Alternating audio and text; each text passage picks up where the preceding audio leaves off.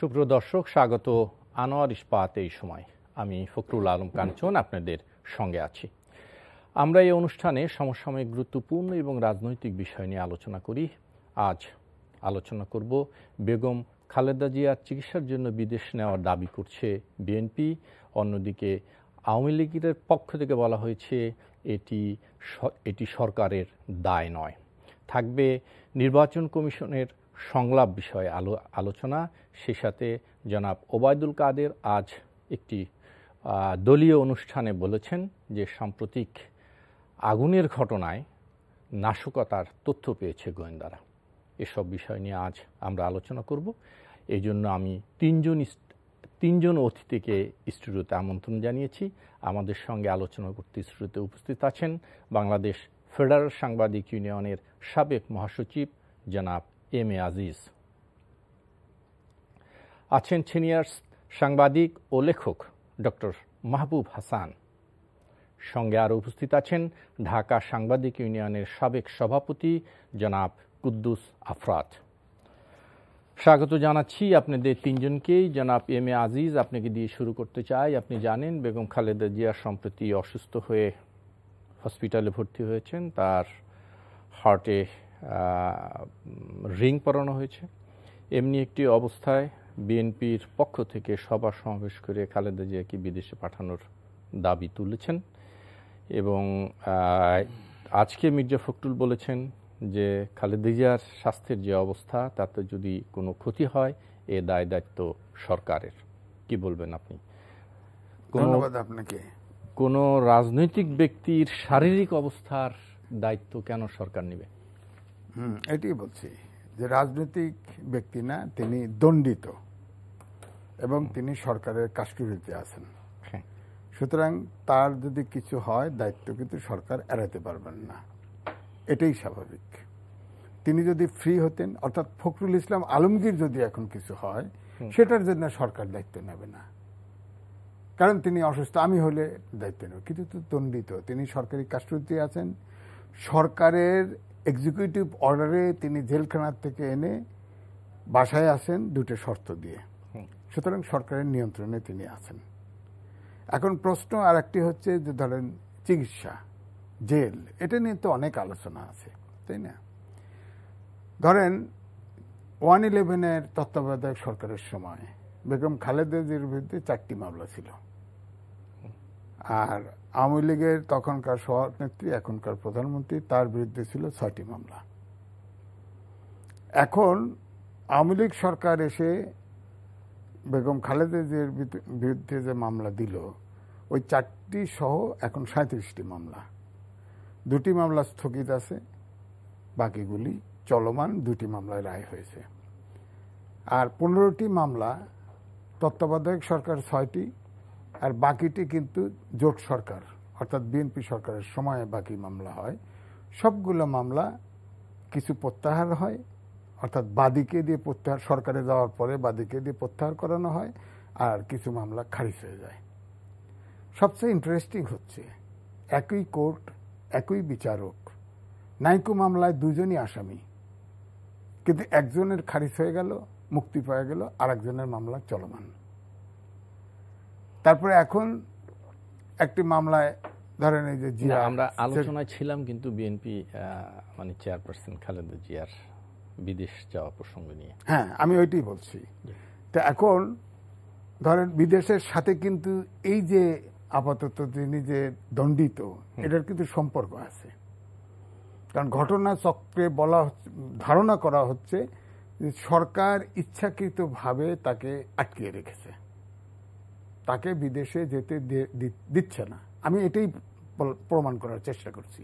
না কিন্তু জি বলুন। হ্যাঁ, যেমন ধরেন সরকারের পক্ষ থেকে কিন্তু বলা হয়েছে যে এটা আইনি বিষয়। আমি ওটাই বলতেছি, বলবো তো আমি। ধরেন সরকারের আইনমন্ত্রী, তিনি, তার বাবা বিশিষ্ট আইনজীবী, অ্যাটর্নি জেনারেল ছিলেন, তিনিও ছিলেন, এখন তিনি আইনজীবী, মানে আইনমন্ত্রী। সুতরাং তার তো একটা ধরেন সার্টিফিকেট আছে, তিনি আইন বেশি বোঝেন, আমি তো আইন বুঝি না, স্বাভাবিক। কিন্তু আমার কমন সেন্স আছে। 401 ধারার 1-এ আইনটি আমার কাছে আছে লেখা, কোনো শর্ত নাই যে কোনো ব্যক্তিকে এক্সিকিউটিভ অর্ডারে সরকার তার যে কোনো সিদ্ধান্ত দণ্ড আংশিক মওকুফ করতে পারে, ছেড়ে দিতে পারে, সবকিছু করতে পারে। কিন্তু ইদানিং আমি দেখলাম যে হোম মিনিস্টারও বললেন, জি, সাধারণ সম্পাদকও বলেছেন এক আইন নাকি দুইবার ব্যবহার করা যাবে না। আমার এখানে প্রশ্ন, আচ্ছা আমার মনে হয় যে আমি আবার একটু আসি, একটু শুনে একটু আবার আসবো, এই বিষয়ে আলোচনাটা আমরা করব, চালিয়ে যাব। আমি জনাব কুদ্দুস আফরাদ আপনার কাছে যাই, যে এই দাবিটি দীর্ঘদিন যাবতই বিএনপি করছে যে তাদের চেয়ারপারসনকে বিদেশে নিয়ে চিকিৎসা দেওয়ার দাবি তাদের রয়েছে, এবং আজকেও তারা সভা সমাবেশ করেছে, প্রেস ক্লাবের সামনে দাবি তুলেছেন। কিন্তু প্রশ্ন হচ্ছে, বলা হচ্ছে স্বরাষ্ট্রমন্ত্রী বলেছেন যে এটা আইনের বিষয়, বিদেশে যেতে হলে তাকে আদালতের অনুমতি নিয়ে যেতে হবে। স্বরাষ্ট্রমন্ত্রী চেয়ারে থেকে উনি ঠিকই বলেছেন। উনি স্বরাষ্ট্রমন্ত্রী চেয়ারে থেকে এই কাজটা উনি বলতে পারেন না যে ওনারা দিয়ে দেওয়া হলো। প্রথমত বিষয় হচ্ছে যে উনি দেশের বয়োজ্যেষ্ঠ নাগরিক, বেগম জিয়া নাগরিকদের মধ্যে অন্যতম, বয়োজ্যেষ্ঠ নাগরিকদের মধ্যে। দ্বিতীয়ত হচ্ছে উনি একজন সিনিয়র পলিটিশিয়ান, সাবেক প্রধানমন্ত্রী। এইসব গ্রাউন্ডে তার জীবনটা অন্যদের চেয়ে কিছুটা, আমাদের আইনে সব মানুষ সমান বলা আছে, সব কিছু সমান বলা আছে, আবার এটাও সত্য আমরা ভিআইপিদেরকে এই আইনি প্রায়োরিটি বেশি দেওয়ার কথা বলা আছে অল কাজে। যেরকম আমরা দেখা গেছে যে কাউকে যখন অ্যারেস্ট করা হয়, সে যদি সংসদ সদস্য হয় বা বিশিষ্ট ব্যক্তি হয়, বিশিষ্ট নাগরিক হয়, না এটা আইনের ধারায়, আইনের ধারায় উনি কিছু আইনি সুবিধা পাবেন। আমি ওইটাই বলছি। এখন বেগম জিয়া কনভিক্টেড, জায়গাটা যেখানে আমাদের সিনিয়র সাংবাদিক, আমার বড় ভাই নেতা, সাংবাদিকদের নেতা আজিজ ভাই যেটা বললেন, আজিজ ভাইয়ের একটা জায়গায় শুধু আমি ডিফার করি। এটা হচ্ছে এমন, ওই যে 401-এ আপনি বলছেন যে শর্ত ছাড়াই করতে পারে, শর্ত ছাড়া করতে পারে। এটা কিন্তু অ্যাপিলেট ডিভিশন ছাড়া আর কেউ করতে পারে না। অ্যাপিলেট ডিভিশনই এই জায়গাটার সংরক্ষণ করে, কারণ যেহেতু এই মামলায় রায় ঘোষিত, এই মামলায় উনি অলরেডি জেলের ভিতরে আছেন। হ্যাঁ, জেলের ভিতর থেকে আসম রব সাহেব আরও বেশ কিছু লোককে জেলের ভিতর থেকে বাইরে চিকিৎসার সুবিধা দেওয়ার আমাদের কি বলবো কনভেনশন আছে, এই দেশে নজির আছে। যেটা হচ্ছে একক, তখন ছিল প্রেসিডেন্সিয়াল ব্যবস্থা। আমাদের সংসদীয় ব্যবস্থা দুইটা জায়গায় এই জায়গায় কনভার্ট করা আছে, একটা হচ্ছে হয় আদালত, আরেকটা হচ্ছে নাহলে রাষ্ট্রপতির এখানে কিছু ফর্মালিটিস আছে, আমি ফর্মালিটিস নাই বললাম, আরেকটা হচ্ছে আদালত। আমি বুঝতে চাই না তারা গভর্নমেন্টের কাছ থেকে চাইতেছে, ধরেন বিএনপি চাচ্ছে না, বিএনপি খালেদা জিয়ার আত্মীয়স্বজন চেয়েছেন, হ্যাঁ খালেদা জিয়ার আত্মীয়স্বজনরা পারিবারিক ভাবে চেয়েছেন, আর হচ্ছে দলীয় ভাবে বলা হচ্ছে, দলীয় ভাবে তো অ্যাপ্লাই করা না কিন্তু দাবি তো করা হচ্ছে। এই জায়গাটা দলের তরফ থেকে হোক অথবা পরিবারের তরফ থেকে হোক, যেহেতু গভর্নমেন্ট ডিনাই করতেছে, এটা তো বোঝা যাচ্ছে গভর্নমেন্ট ডিনাই করতেছে অনেকদিন থেকে, তাহলে আদালতের আশ্রয়টা নেওয়া হচ্ছে না কেন? আদালতে আশ্রয় ধরেন নেওয়ার পরে রেজাল্ট হয়তো জানেন বা মনে করেন বা ধারণা করেন, তারপরে তো জানা যেত, কিন্তু আদালতকে ডিনাই করাটা এই জায়গাটা আমার মনে হয় ঠিক হচ্ছে না। একটা হচ্ছে ওনার অবস্থাকে সঙ্গীন অবস্থা, এটা সত্য, কিন্তু এই সঙ্গীন অবস্থাকে আমরা কি রাজনৈতিক কারণে ব্যবহার করছি কিনা এই দেশের, এটা সরকারি দল হোক, অপোজিশন হোক অথবা তার দল হোক, এটা কিন্তু মাঝে মধ্যে আমারও প্রশ্ন হয়। ওনার মতো রুগী কি মনে হয় যে কেন আদালতে যাচ্ছে না? না, আমার তো মনের এখানে কিছু না, আমি বলতেছি এটা আমার খুব খারাপ লাগে যে এইটা নিয়ে যে রাজনীতি হচ্ছে, সেটা খারাপ লাগে, সেই খারাপের কথাটা বলতেছি। কারণ একজন রুগী খুব সেন্সেশনাল, আমি নিজে বাইপাস রুগী, হার্টের রুগী, আমারও 99% ব্লক ছিল মেইন আর্টারি একটা, আর একটা ছিল 100%, আমি একবার দুইটা, এই যে 1% ছিলাম তা দিয়ে আমি বেঁচে গেছি, এবং আমাকে দ্রুতই করা হয়েছে, বাইপাস করা হলো, এবং আমার ধমনীতে স্ট্যান্ড না, আমাকে একবারে আলাদা নালী যুক্ত করা হয়েছে। তো হৃদরোগী বলেন, হৃদরোগীগুলো 1 সেকেন্ডের ভরসা নেই, আরো দুইটা ব্লক আছে। হ্যাঁ, ব্লকগুলো এখন যেহেতু করা হয়েছে, ডাক্তারি ভাষায় বলতে পারি নিজের রোগী হিসাবে, মেন আর্টারি যেহেতু একটু খুলে দেওয়া হয়েছে, ওই ব্লকগুলো আস্তে আস্তে ক্লিয়ার হবে উনি যদি এখন অন্যান্য ওষুধাদি ইত্যাদি ইত্যাদি, কারণ আমারও 5টা ব্লক ছিল, 2টাকে আমার করা হয়েছে। তো সেই জন্য বলছি, আমি মনে করি এইটা খুব সেন্সেশনাল রোগটা হচ্ছে, খুব 1 সেকেন্ডের ভরসা নাই, 1 সেকেন্ড। অন্যান্য রোগ আপনার যদি ক্যান্সারও হয় আপনি অনেকদিন ভুগে মরবেন, কিন্তু এইটা আপনাকে কোনো সময় দিবে না। তো সেই জন্য উনাকে বিদেশ নিয়ে যাওয়া হোক অথবা এখানেই করা হোক, এটা নিয়ে রাজনীতি না করে আমার মনে হয় ওনার চিকিৎসার ভালো চিকিৎসার ব্যবস্থা করা। আর শেষ করে দিই, আরেকটা জিনিস আছে, আমি একটা বলছি আদালতের কথা, আরেকটা বলছি হচ্ছে সমঝোতা। রাজনীতির ওপেন মাঠ এবং নেপথ্যে মাঠে অনেক সমঝোতা থাকে। জি, ডক্টর মাহবুব হাসান, আপনি কি বলবেন, সমঝোতা করে কি মানে খালেদা জিয়া বিদেশ যেতে পারেন? হ্যাঁ পারেন। রাজনীতি অনেক রাজনীতিতে অনেক কিছুই হয়, তবে অত্যন্ত স্পর্শকাতর বিষয় এটি। দুটো কারণে স্পর্শকাতর, কারণ তিনি একজন ক্রনিক রোগী, তার আর্থারাইটিস আছে, ডায়াবেটিস আছে, লিভার সিরোসিস আছে, তারপরে হার্টে এখন তো মাইল্ড একটা হলো, অ্যাটাক হলো। সেই অ্যাটাকের ফলে যাই হোক এখন তার একটা আর্টারিতে রিং বসানো হয়েছে। বাঁচা মরা তো আমাদের হাতে না, সবই তো আল্লাহর হাতে, তাই না? কিন্তু আমরা তো চেষ্টা করি যে চিকিৎসা করে যাতে তাকে একটি এমন একটি স্তরে বা এমন একটি পর্যায়ে নিয়ে যেতে যেখানে তিনি স্বাভাবিক জীবন যাপন করতে পারেন। আসলে এই কনফ্লিক্টটা আমি দেখছি রাজনীতিতে বহুদিন ধরে। মানে ধরেন বিরোধী দলের কেউ হলে তার উদ্দেশ্যে একরকম কথা, যিনি নিজের দলের তার জন্য আলাদা বিষয়। কনভিক্টেড একজন সেলিম, মানে সংসদ সদস্য সেলিম, তাকে কিন্তু কনভিকশন থেকেই তাকে বাইরে পাঠানো হয়েছে এই তো কিছুদিন আগে। আর খালেদা জিয়া দীর্ঘদিন ধরে দাবি করছেন, বা তার লোকজন দাবি করছেন, তার পার্টি থেকে দাবি করছেন, পরিবার থেকে দাবি করছেন, কিন্তু তাকে বাইরে গিয়ে চিকিৎসা নিতে দেওয়া হচ্ছে না। এইটা হলো বিষয়। আমার কথা হলো আমার মানুষ তো, রাজনীতি যারা করেন তারা মানুষ তো, তাদের মানবিক গুণ আছে তো। মানবতা বলে একটি যে শব্দ রাজনীতিতে তার ব্যবহার আছে কি না। সংস্কৃতি কি বলে, রাজনৈতিক সংস্কৃতি কি বলে, যে আমি রাজনৈতিকভাবে তার প্রতিপক্ষ কিন্তু মানুষ হিসাবে তার প্রতিপক্ষ নই। মানুষ হবে আমরা একই ক্যাটাগরি, একই রকম। উনিও জনগণের উদ্দেশ্যে জীবন উৎসর্গ করেছেন, যারা ক্ষমতায় তারাও কিন্তু জনগণের উদ্দেশ্যেই জীবন উৎসর্গ করেছেন, রাজনীতি করেন, জনগণের জন্য করেন। তাহলে এই দেশের একজন সিনিয়র সিটিজেন, তিনি তো জনগণের অংশ, তিনি কনভিক্টেড হতে পারেন। কনভিক্টেড যে পিপুল, তার কি বাঁচার বা চিকিৎসা বা সুচিকিৎসা পাওয়ার অধিকার নেই? না, বলা হচ্ছে যে চিকিৎসা আপনি তো চিকিৎসা না, এখানে তো হচ্ছে না। বিদেশে, আমার কথাটা শোনেন, যদি আমি ইচ্ছা করি যে আমি বিদেশে গিয়ে করব, তাতে রাষ্ট্রের কি ক্ষতি হবে বলেন আপনি? রাষ্ট্রের কি কোনো ক্ষতি হবে? না, রাষ্ট্রের ক্ষতি নাই, কিন্তু আজকে তথ্যমন্ত্রী বলেছেন যে তার বিদেশে যাওয়ার উদ্দেশ্য দুর্ভিসন্ধিমূলক। আমি আসি আপনার কাছে আবার, এইটি হল না, আমি এটা শেষ করি। দুরভিসন্ধিমূলক অর্থাৎ আমি তাকে বিশ্বাস করি না। আমাদের স্বরাষ্ট্রমন্ত্রী বা আইনমন্ত্রী অথবা তথ্যমন্ত্রী, ওনারা বিশ্বাস করেন না যে খালেদা জিয়ার কথাটা ঠিক, যে তাকে চিকিৎসা নিতে বিদেশে যেতে হবে। তার মানে তারা বিশ্বাস করে না। এবং বিএনপি এবং অন্যান্য পার্টি, মানে যারাই আছে, তারা বিশ্বাস করে না যে তাদের ভিতরে হিউম্যান কোয়ালিটি আছে। মানবিক দৃষ্টিভঙ্গি থেকে একজন মানুষকে দেখা উচিত, বিচার করা উচিত। আপনি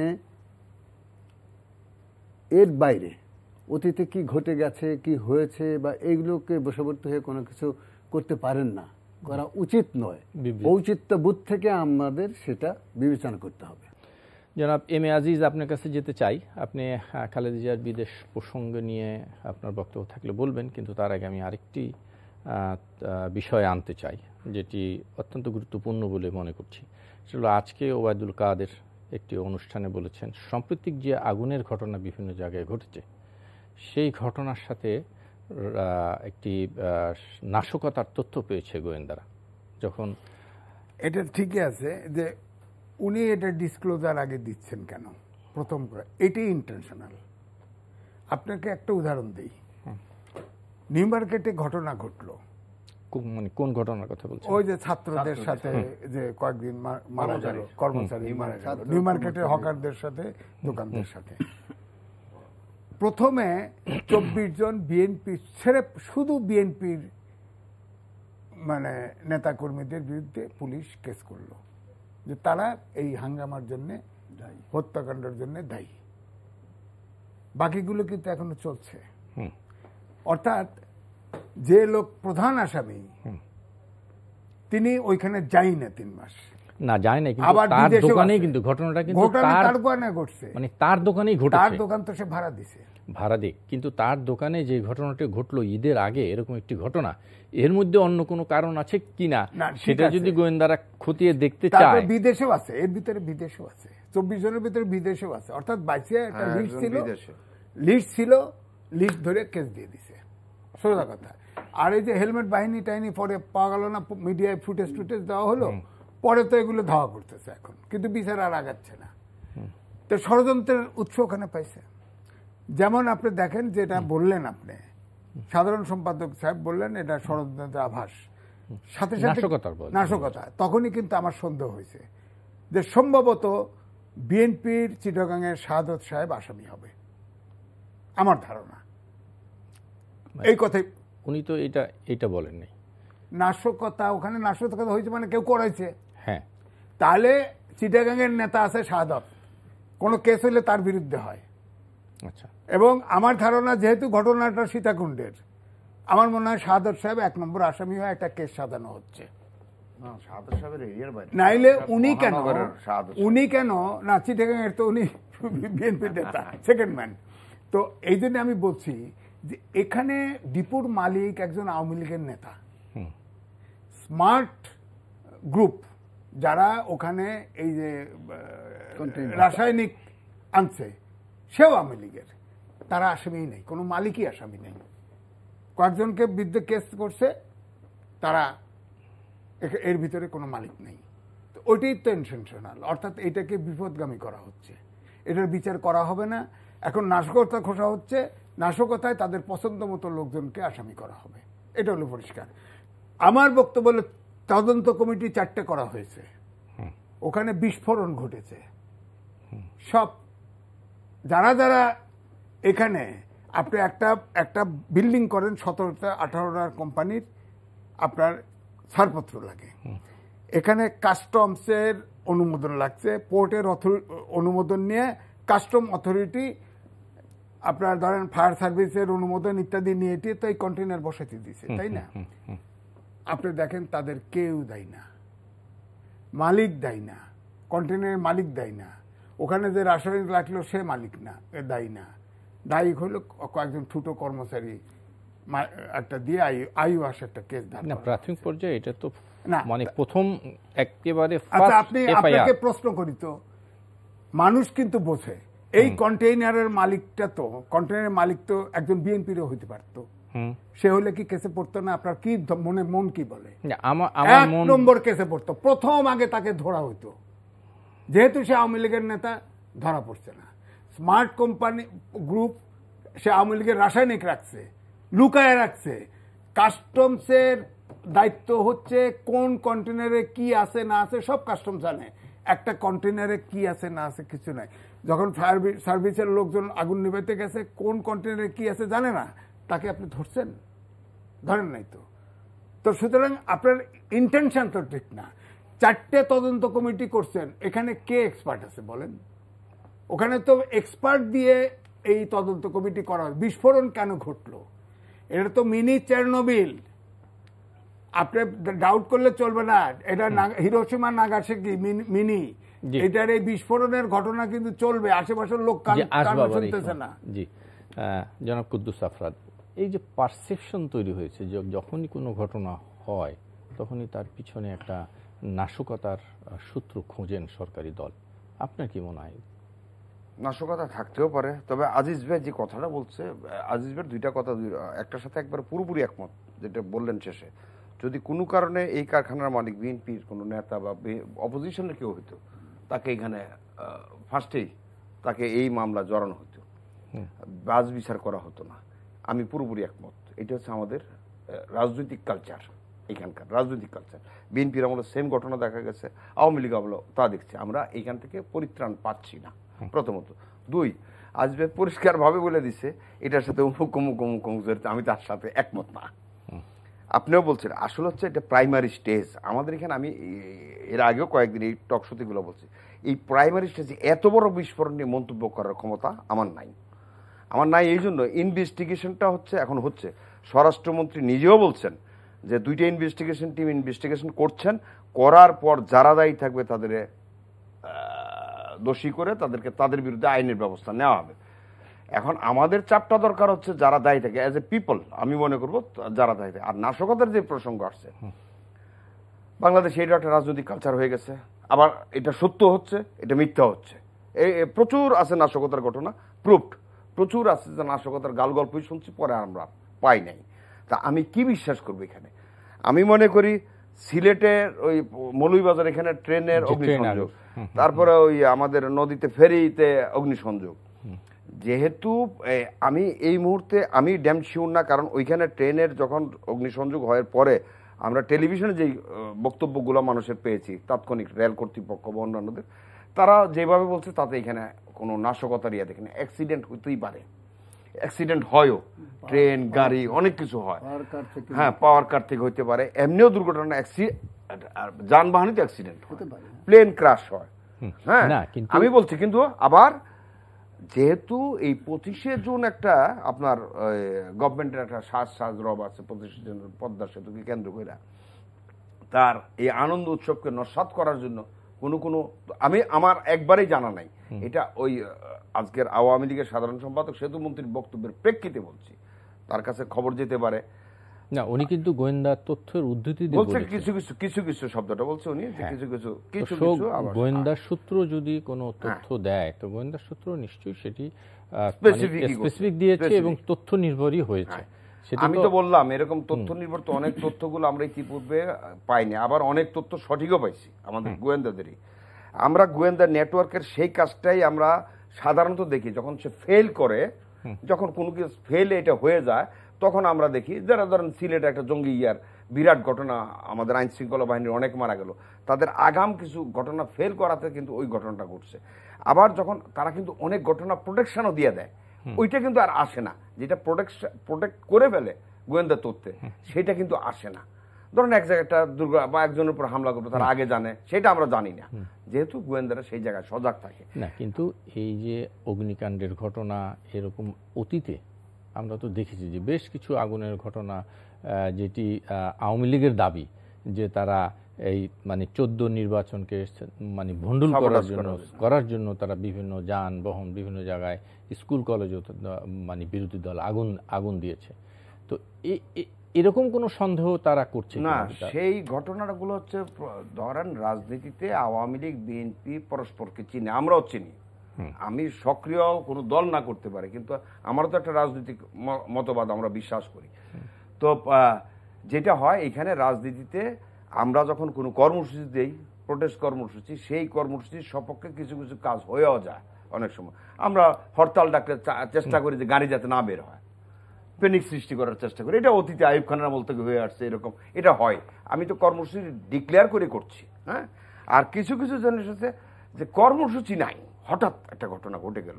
ধরেন বাজেটের দিন সন্ধ্যার পর একটা গাড়িতে আগুন লাগলো, হ্যাঁ, এই যে আগুন লাগলো, এইটার সাথে নাশকতা আছে সন্দেহ করা যেতে পারে কোনো কারণ ছাড়া। দেখেন ওইটা নিয়ে কোনো আলোচনাও নাই, যেটা ইনভেস্টিগেশন। ওই যে ট্রেনেরটা, তারপরে হচ্ছে ইয়ারটা, আমি এটা অ্যাক্সিডেন্টালি বাংলাদেশে যখন গরু মারা যাওয়ার হেরিক পরে আমাদের সংবাদ মাধ্যমে খালি গরু মারা যাওয়ার খবর পাই, যখন আমি শেষ করে দেই সরলীকরণে। কিন্তু যেটা ওই আমাদের আজিজ ভাই বললেন, চিটাগাংয়ের যে ঘটনা, সীতাকুণ্ডের যে ঘটনাটা, এই ঘটনাটা প্রপার ইনভেস্টিগেশন হওয়া দরকার। কারণ এইখানে লুকোচুরি করে যদি কেউ এইসব কেমিক্যালস রেখে থাকে, আমি নাই বললাম তার নাম আর বলতে চাই, কেমিক্যালস রেখে থাকে এবং কাউকে অবজ্ঞা করে দেয়, সেই কেমিক্যালস রাখার যদি কোনো সার্টিফিকেট না থাকে, আমি তো খবর এইটাও দেখছি যে ওই যে কেমিক্যাল যেখানে তৈরি হয় সেইখানেও পরিবেশ অধিদপ্তরের সার্টিফিকেট নাই, ফায়ার ব্রিগেডের সার্টিফিকেট নাই, এবং যে সেম কেমিক্যাল তৈরি করতেছে এটাও জানে না। একটা বিশাল জায়গা আমাদের মধ্যে হয়েছে, এইসব জায়গা নিমতলিতেও আমরা দেখেছি। নিমতলিতে আমি কারেকশন দেই, আওয়ামী লীগ নেতা একক মালিক না, উনি মালিক আংশিক। হ্যাঁ, এখন বলা হচ্ছে উনি 5% মালিক, যেটা হোক আংশিক। তো ওটা কে জানে? এটার সাথে এটাতে কমায় করলো না বেশি করলো, এটা বড় কে জড়িত জানে? আছে। আপনার ওই কথার সাথে একমত। এখানে যদি বিএনপি থাকতো অ্যারেস্ট হইতো, আওয়ামী লীগ থাকাতে উনি 5% হলে বিএনপি থাকলে পুরো মালিক না, 100% হইতো। পুরো মালিক না, এটার বেশিরভাগ মালিক নেদারল্যান্ড। ভাই এরকম জিনিসের পার্টনারশিপ থাকে, হ্যাঁ, তাই না? জি, আমি একটু শুনতে চাই ডক্টর মাহবুব হাসান যেটি বলছে যে নাশকতার একটা সন্দেহ করছেন, এবং সন্দেহ না, উনি ওবায়দুল কাদের প্রায় সরাসরি বলেছেন যে গোয়েন্দারা তথ্য পেয়েছে। আপনি কি মনে করেন এটি কি শুধু রাজনৈতিক বক্তব্য, না এর পিছনে অন্য কোনো কিছু আছে? ঠিক বলা যাচ্ছে না যে এটা রাজনৈতিক বক্তব্য না আসলেই তথ্যটা যথার্থ। আমরা অবশ্যই বিশ্বাস করব যে যেহেতু উনি সেতুমন্ত্রী এবং সরকারের যে রাজনৈতিক দল আওয়ামী লীগের উনি স্পোকসম্যান, সাধারণ সম্পাদক স্পোকসম্যান উনি, তো সেই দিক থেকে আমরা বিশ্বাস করি যে উনি যে তথ্য দিয়েছেন সেটা সত্য। কেউ না কেউ এই নাশকতার কাজটা করেছে। আবার এটাও হতে পারে এই কারণে বলছে যে মেশিনারিজের বিষয়, সেটা ওই যে পাওয়ার কার্ড থেকে হয়েছে বলে আগুনটা তার কাছে। হ্যাঁ, না, শুধু একটি ঘটনার কথা উনি বলেন না, সাম্প্রতিক অগ্নিকাণ্ডের ঘটনায় নাশকতার তথ্য রয়েছে গোয়েন্দাদের। এই জুন মাসের 8 তারিখ পর্যন্ত 9টা অগ্নিকাণ্ড ঘটনা ঘটেছে, ছোট এবং বড়, ফেরিতে হয়েছে, হ্যাঁ, বিভিন্ন জায়গায় হয়েছে। এটাকে আমরা যদি মানে ওই সাসপিশিয়াস মাইন্ড থেকে দেখি তাহলে মনে হবে যে এটা একটি নাশকতামূলক তৎপরতার হয়তো 25শে জুনকে সামনে রেখে গোটা দেশের ভিতরে এইরকম একটি মানে খারাপ একটি পরিস্থিতি তৈরি করার একটা অপচেষ্টা হতে পারে। এটা বেসিক্যালি পাকিস্তান আমল থেকে এটা পলিটিক্যাল, এই দেশের পলিটিক্যাল। কিন্তু বিরোধী দল যেটি বলছেন, বিরোধী দলের শঙ্কা যে এই নাশকতার কথা বলে সরকার তাদের রাজনৈতিক নেতাকর্মীদেরকে গ্রেপ্তার করবে। হ্যাঁ, এটাও ঠিক যে বিরোধী দল যেটা বলেছে এটা অতীতে বহুবার হয়েছে, এটা প্রমাণিত, এটাকে অবিশ্বাস করার কিছু নেই। আমাদের রাজনীতিতে এইরকম অবিশ্বাসের সাবোটাজ কিন্তু শুধু বিরোধী দল থেকে হয় না, সরকারের ভিতর থেকেও হয়, যাতে বিরোধী দলকে বিপদে ফেলার জন্য সরকারের দল থেকেও হয়, সেটা কথা না। আমাদের রাজনীতিক যে চরিত্র, রাজনীতির যে চরিত্র, শুধু রাজনৈতিক দলের না, রাজনীতির যে নিজস্ব চরিত্র, সেটা হলো অবিশ্বাস করা, হ্যাঁ, সবসময় দোষারোপ করা একে অপরের উপরে, যে কোনো ঘটনায় এটা অমুক করেছে, ওরা না হলে এটা কেন হলো, তাই না? আমি শেষ করি এটা। আমাদেরকে প্রথমত এই মানে এই ধারণা থেকে, এই চিন্তা থেকে, এই বোধ থেকে আমাদেরকে বেরিয়ে আসতে হবে রাজনৈতিকভাবে, রাজনৈতিক সাংস্কৃতিকভাবে, এই মানে এই থেকে গুহা থেকে বেরিয়ে আসতে হবে। জনাব এম এ আজিজ, আপনার কাছে যাব, আপনি এই বিষয়ে কথা বলবেন নিশ্চয়ই। আমি বলছিলাম যে এক ধরনের আশঙ্কা রয়েছে যে এই নাশকতার এই কথা বলে এর সাথে, এই সমস্ত ঘটনার সাথে বিরোধী দলকে জড়ানো হবে। না, দেখেন, আমি কিন্তু প্রথমেই বলছিলাম, এটি বলবেন না, প্রথমেই বলছিলাম আমি তো রাজনীতির সাথে জড়িত না। যখনই বলছে এটা নাশকতার আছে, তখনই আমার কাছে সীতাকুণ্ড, আমার কাছে ডক্টর শাহাদত সাহেবের কথা মনে পড়ছে যে তাকে নিয়ে কিছু লোককে ওখানে কেসে ফাঁড়া, কারণ মূল যাদের আসামি করা উচিত তাদের আসামি না করে এখন নাশকতা খুঁজতেছে। বাইরে কি পরিমাণ গরম খেয়াল করেন, নিজের গায়ে নিজে আগুন লেগে পুড়ে যায়, এই অবস্থা চলতেছে। তার মধ্যে একটু হলেই তো আগুন লেগে যাচ্ছে। তো এই জিনিসটাও জানতে হবে, প্রত্যেকটা জায়গায় নাশকতা। এই যে ধরেন সীতাকুণ্ডুর থেকে যতগুলো আগুন লাগলো, যারা রেসপন্সিবল তাদের কেন ধরা হয় না? হোম মিনিস্ট্রি, আজকে হোম মিনিস্টার বলে নাশকতা দেখা লাগবে, ওনার হোম মিনিস্টার এখন বলে না, আগে বলছে। এখন তার সুরক্ষা সেল আছে, তার দায়িত্ব কন্টেইনার দেখভাল করার, এগুলোর বিরুদ্ধে ব্যবস্থা নেয় না কেন? কাস্টমসের ওখানে অফিস আছে, নিবে না বলে না এখনো তো, তাহলে নিবে না, তো প্রক্রিয়া তাহলে মনে হচ্ছে যে তাহলে এই মালিকগুলোকে সেভ করার জন্য একটা মালিক আসামি হলো না, একটা মালিক আসামি হলো না। একটা আনঅথরাইজ রাসায়নিক রাখলো, যে কন্টেইনার সেখানে প্রপার কোনো কাগজপত্র নাই, যেখানে রাসায়নিক তৈরি হচ্ছে সেখানে কোনো কাগজপত্র নাই, এই আনঅথরাইজ কাজগুলি করতেছে জীবন মানুষ হত্যা করার জন্য, তাদের কোনো দায় নাই। আপনার সরকারের পোর্ট অথরিটি দেখভাল করার কথা, পোর্ট অথরিটিকে ধরলো না। ফায়ার ব্রিগেডের তদারকির কথা, তারা আগুন নিভাইতে গিয়ে কিছু না পায় নিজেরাই জীবন দিয়ে ফেললো, তো তাদের ধরবে না, কাস্টমসে ধরবে না, হোম মিনিস্ট্রি সুরক্ষা অধিদপ্তর ধরবে না, এদেরকে বাদ দিয়ে কয়েকজন কর্মচারীর আসামি করে খালাস। জি, এই বিষয়টা আমরা একটু শেষ করলে ভিন্ন প্রসঙ্গে যেতে চাই, শেষ পার্টে আছি। কুদ্দুস আফরাদ, আপনি যদি কিছু বলেন, আমি একটু এই বক্তব্যের সাথে না, এই বক্তব্যের সাথে আমি তো বলতেছি যে ইনভেস্টিগেশনটা শেষ হতে দেন। আমার নিজেরও কোশ্চেন যে ওই অগ্নিকাণ্ডের সূচনাটা কেন, হ্যান্ডেলিং করতে অন্য কিছু আমরা এখনো জানি না, অন্ধকারে আছি। আমি মনে করি যে ওই সীতাকুণ্ডের অগ্নিকাণ্ডের সহজ আমাদের রিপোর্ট দরকার। আর আরেকটা ঘটনা কি জানেন, রিপোর্টগুলো কখনো প্রকাশ হয় না। প্রকাশ হলে হয়তো কি, যারা আমরা বুঝতাম যে যারা দায়ী তাদেরকে ধরা হচ্ছে, অথবা এটার জন্য কোনো দায়ী দায়িত্ব নেই ইত্যাদি, তখন মানুষ বিশ্বাস করতো। দুর্ভাগ্য হচ্ছে এই ব্রিটিশ আমল থেকে পাকিস্তান আমল 2-4টা ঘটনা ছাড়া আমরা কিন্তু রিপোর্ট কখনো পাবলিশ হতে, আমাদের কালচারই তাই। অথেন্টিক কিনা এটা নিয়ে এটা নিয়ে কাজ। আমি একটু ভিন্ন প্রসঙ্গে যাই। অগ্নিকাণ্ড ঘটলো, 124 জন মানুষ মারা গেল, শুধু একটা জিডি হয়েছে, কোনো কেস হয় না, কোনো কেস হয় নাই। তারপরে যে আমরা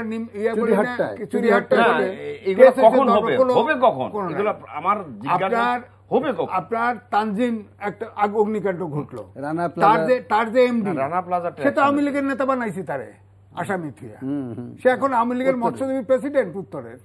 তো তাই এখন এগুলো বিচারটা হবে কি করে? আসবো আপনার কাছে।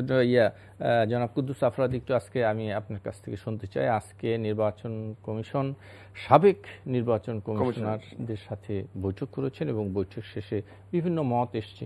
সেই বৈঠকে জনাব হাবিবুল আউয়াল বলেছেন যে বিদ্যমান আইনি কাঠামোয় পরিবর্তন না করলে সুষ্ঠু নির্বাচন করা কঠিন। আমার কি মনে হয় এখন যতটুকু জানি, হ্যাঁ, আমাদের যে বিদ্যমান আইন আছে, এই আইনে যদি কমিশন চায়, মনে করে, এবং তারা সাহসী হয়, তারা একবার ফেয়ার ইলেকশন করতে পারে। তাদের হাতে এতটা ক্ষমতা দেওয়া আছে। এগুলো ভারতীয় আইনেও নেই। ভারতে আমরা অনেকটা তুলনামূলকভাবে ভালো নির্বাচন দেখি। বাংলাদেশে আইনের অনেক বেশি দেওয়া থাকলেও আমরা কখনো ভালো নির্বাচন দেখতে পাই না। এটা কেন? এটা কি এটা হচ্ছে কারো দিকে অভাব না, একটা হচ্ছে সাহসের অভাব, প্রয়োগের অভাব না, সাহসের অভাব, আর একটা হচ্ছে কারো দিকে যদি আমি একটু আগের থেকে অনুগত থাকি তখন তাই হচ্ছে। আমাদের এখানে 2-4টা নির্বাচন যে ভালো হয়েছে, এই ভালো হওয়ার পিছনে হচ্ছে বেসিক্যালি সেই সময়কার কিছু সরকারি ভূমিকা। আমরা কাউকে ক্রেডিবিলিটি দিতে পারি যে অমুক ভালো করছেন, অমুক ভালো করছেন নির্বাচন কমিশন। আসলে নির্বাচন কমিশন ভালো করার কিছু নাই, কারণ ওরা আবার ওই সরকারের উপরে হেলান দিয়ে আসছিল। আমাদের মন মানসিকতাটা প্রথমত পরিষ্কার করতে হবে। আজকে দেখলাম আমি অনেক সাবেক কমিশনাররাই নিজেদের কিছু ত্রুটি বিচ্ছুতির কথা বলছেন, এবং তারা ইভিএম নিয়ে বলছেন যেখানে ইভিএম বুঝেন এখানে দিয়েন না, হ্যাঁ, যেখানে বুঝে, যেখানে চায় পারা যাবে সেই সব জায়গায় ইয়ে করেন। এখন তারাই কিছুদিন আগে আবার দেখতেছিলাম তারাই এই ইভিএম এর পক্ষে খুব জোরালো ছিল।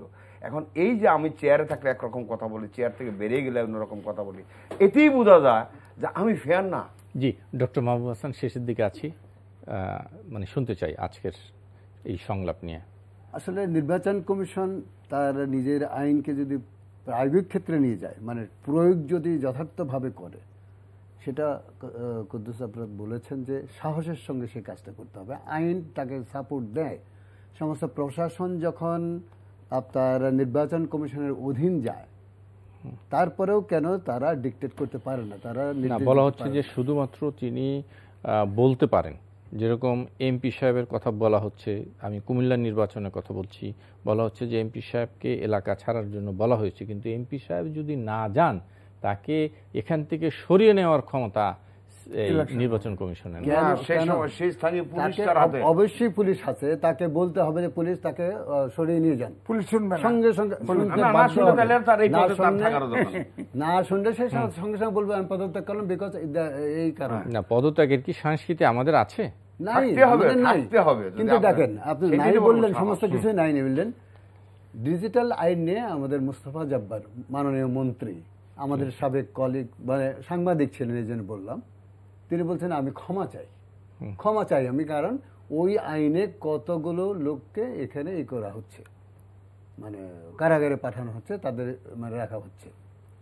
এই যে ক্ষমার কথা তিনি বললেন, তিনি তো জেনে বুঝে শুনে এটা বললেন যে ওইখানে অন্যায়টা আছে, ওই ডিজিটাল আইনে আছে। আমাদের সব ক্ষেত্রে বুঝতে হবে যে আমরা যে কাজ করি না, নিমতলির ঘণ্টার পরে, চুরিহাট্টার ঘটনার পরে, রানা প্লাজা ধসের পরে, তানজিন ফ্যাশন ইয়ের পরে কি হয়েছে, কেন আইন প্রয়োগ হয় নাই, সে তার জন্যে যেমন পুলিশ দায়ী, সেই সঙ্গে প্রশাসন দায়ী। জি, নিশ্চয়ই একটু শুনে আসি। আমি কিন্তু একটু ভিন্ন কথা বলবো। নির্বাচন কমিশন যতই শক্তিশালী হোক, বাংলাদেশে যত আইন দিয়ে শক্তিশালী করা হোক না কেন, নির্বাচন নিরপেক্ষ হওয়া সম্ভব না। রাজনৈতিক সাংস্কৃতিক পরিবর্তন আসতে হবে। ভারতে কোনো আইন নেই। নির্বাচন কমিশনে, আমাদের বাংলাদেশে ছোট দেশ হলেও নির্বাচন কমিশনের যতগুলি ম্যানপাওয়ার আছে, নির্বাচন কমিশনে ভারতে তাও নেই।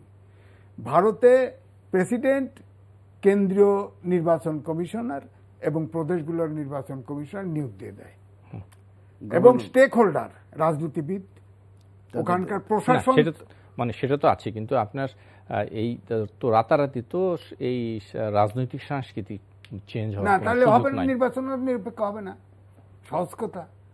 এই জন্যই তো বিদেশিরা নাক গলায়, সরকার যদি নিরপেক্ষ, এই সুযোগ নাক গলায়। আপনার নির্বাচন কমিশন আপনি খেয়াল করেন, হয় না কখনো, আসলে হয় না। না, আমি বলি নির্বাচন কমিশন, প্রশাসন, পুলিশ, এরা তো নির্বাচন হেল্প করবে, নিরপেক্ষ নির্বাচন অনুষ্ঠানের জন্য হেল্প করবে। তো পলিটিশিয়ানরা ইলেকশনে পার্টিসিপেট করবে, নিরপেক্ষ নির্বাচনের আবহাওয়া তৈরি হবে। 3 জোটের রূপরেখা ছিল না, এরাই তো শেষ করতে হবে। তো কেউ তো এখন মানে না। 3 জোটের রূপরেখায় সব ওনারা অঙ্গীকার করেছেন এবং লিখিত স্বাক্ষর করেছেন, ওইটা মানলেই তো সব সমস্যার সমাধান হয়। সুতরাং স্টেক হোল্ডার যারা নির্বাচনে আছে, ধরেন প্রশাসন, রাজনৈতিক দল এবং নির্বাচন কমিশন, এই 3টা যদি আন্তরিক না হয়, 3 জনকেই হইতে হবে, তাহলে নির্বাচন সম্ভব। এছাড়া আলাদাভাবে নির্বাচন কমিশনের পক্ষে নির্বাচন, আমার মনে হয় আমি ছোট্ট করে একদম 10 সেকেন্ড একটু শুনতে চাই ডক্টর মাহবুব এবং তারপরে কুদ্দুস আফরাদ। আসলে কেন্দ্রে যার হাতে ক্ষমতা, সেই সরকার যদি সহযোগী না হয়, নির্বাচনের পক্ষে সহযোগী না হয়, ফিল্ডটা যদি উপযোগী না করে, তাহলে নির্বাচন মানে আপনার নিরপেক্ষ সুষ্ঠু করা সম্ভব না, কখনোই সম্ভব না। আমরা যদি সাবেক তত্ত্বাবধায়ক সরকারের যে নির্বাচনগুলো দেখেছি, সেখানে কিন্তু এইগুলোর ম্যাক্সিমামে আমরা পেয়েছি, মিনিমামটাই ত্রুটিপূর্ণ ছিল। একটু শুনে জনাব যে কুদ্দুস আফরাদ, একদম 10 সেকেন্ডে এই সাথে পুরো একমত। কারণ নির্বাচন কমিশন এবং সরকার, এরা যদি তুলনামূলক ভালো হয়, রাজনৈতিক দল অর্থাৎ যেটা একটু আগে বললাম, তারাও যদি ডিস্টার্ব করতেছে, ইলেকশন ঠিক হবে না। সেই জন্য আমি আজিজ ভাই যে কথা বলছি পুরো একমত। অর্থাৎ আমাদের কালচার, রাজনৈতিক ভোটের কালচার একটা পরিবর্তন দরকার। অর্থাৎ সবাই আমরা জিতবো এই ভেবে নির্বাচন কমিশন বলেন, সরকার বলেন, অর্থাৎ নির্বাচন কমিশনকে সহায়তা দিবে, এটা সরকারও দিবে, রাজনৈতিক দলগুলো দিবে, এটা দেয় প্রশাসনও দিবে, তাহলে নির্বাচন নিশ্চয়ই। আজকে আর সময় নেই। জনাব এম এ আজিজ, ডক্টর মাহবুব হাসান, কুদ্দুস আফরাদ, আপনাদের 3 জনকেই অনেক অনেক ধন্যবাদ। দর্শক, আপনাদেরকে ধন্যবাদ যারা এতক্ষণ আমাদের সঙ্গে ছিলেন। আগামী অনুষ্ঠানে আবার দেখা হবে। শুভরাত্রি।